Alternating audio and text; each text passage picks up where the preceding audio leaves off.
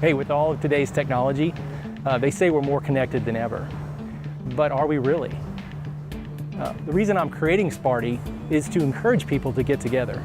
I mean, they say that 93% of communication happens through body language. And if you're just texting or chatting with somebody through Instagram, you're missing all that communication. So the reason I'm making Sparty is so that people can experience the richness of life, which comes through interacting with people. Sparty is a social networking app that encourages people to get together. Users earn points by doing stuff together, like going to a movie or hanging out at a coffee shop. And the more points someone has, the more Sparties they get invited to. Here's how it works. Users connect to their friends just like any social networking app. Facebook, for example. When somebody wants to hang out, they create a Sparty alert and send it to their friends. Their friends receive push notifications telling them that they've been invited to a Sparty. The invite tells them what's going on and who's invited. It also tells them when and where to meet. The friends indicate their interest by selecting either going or undecided, sort of like a non-committal RSVP. When the friends show up, they're automatically checked in based on their proximity to the host. Now, during this whole process, users earn points. They earn points for connecting as friends. They earn points for being invited to a Sparty and going to a Sparty. And here's the key to the whole thing. The number of points somebody earns is based on the friend that they're interacting with. And the more points that friend has, the more points they get. So far, I spent about a half a year developing the idea of Sparty. And the way I did it is I actually developed a board game to try and figure out what the Sparty game would be like. So I printed out game cards and sat around with my kids and actually developed a game that we played. And that allowed me to identify the strategies and the loopholes and the things that were important to the players. So the next thing I did was spend time mapping out the wireframe of the app, and then I developed a prototype using Xcode. And the prototype, when that was finished, I gave it to users to evaluate the UI and made refinements from there. And now I'm in the process of actually developing the app, and I'm about 50% of the way through the UI, and the next step is to hook up the back end, which I'm probably going to use Firebase to do that. So that's where I am. There's several ways that I could approach the development of Sparty.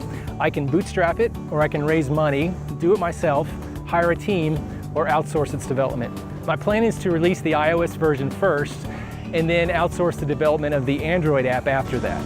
So uncivilized. I will need to spend some money on graphic design to give it that spit polish look. So with a brand new app concept, it's much more difficult to get the word out because people aren't searching for it organically. So it's going to take a much bigger marketing push to get traction for the app. I'm hoping that the exposure from this show will allow the app to take off. But if it doesn't, then I'll have to spend money on marketing, which will include commercials during previews at movies and also a viral campaign through YouTube. Potential revenue sources include businesses buying advertising in the app. For example, Chili's could say, have your Sparty at our restaurant and get 2x Sparty points or a 100-point bonus or even a free appetizer. Businesses may be able to market to Sparty users based on the number of points they have, assuming that their points correlate to how popular they are. These trendsetters would be great for trying out new products. So I think it'll take about $800,000 to launch Sparty. Who's David Colvin? I'm married to Erin. We've been married for 19 years, and I have 3 kids, Jackson, who's a junior in high school, Kate, who's a freshman, and Mitchell, who's in 5th grade. My friends would probably describe me as a Renaissance man. When I was in high school, I was captain of the football team, I was president of the student council, and I also played bass in the jazz band. My senior year, I won 3rd in the world in physics in the science fair, which got me a job doing research, which eventually led to me becoming a biochemist. I'm musical. I play several instruments. I play the guitar, the bass, and the keyboards, and I also sing, and I also write music. When I was in college, I played in several bands, one of which was called the Texas Breeze Band. I was the bass player for a guy named Haddon Sayers, who's now a professional blues guitarist. I also was in a band called Patio Furniture, which was a party rock band, and we opened for the Ramones. That was kind of fun. I'm also athletic. I've run 15 marathons. I started when I was 22, and last year when I was 47, I ran the fastest marathon I've ever run and missed Boston by 7 minutes. I'm hoping to qualify this year at the Houston Marathon in January. Back in 1997, I started a biotechnology company called Synthogen. And Synthogen made synthetic DNA. Yes, you can make synthetic DNA. It blew my mind the first time I learned that. I was in charge of marketing, sales, finance, and IT, and eventually sold the company to a competitor.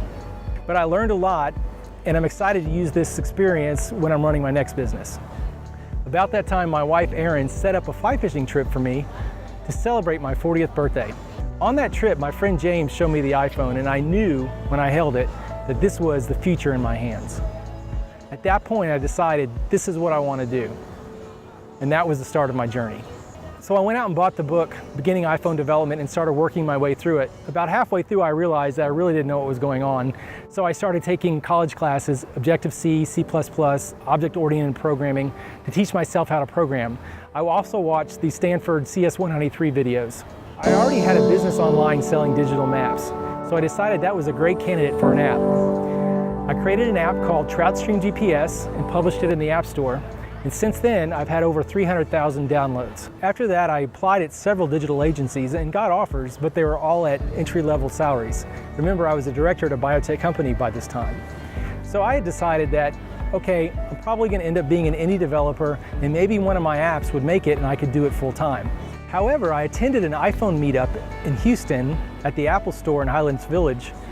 And at the beginning of the meeting, we all stood up and told everybody what we did. I told them I was in biotech, but that I had published these apps. And afterward, a recruiter came up to me and said, I have a client that is looking for somebody like you. A month later, I'm working at one of the largest oil companies in the world as a mobile developer. And my dream had come true.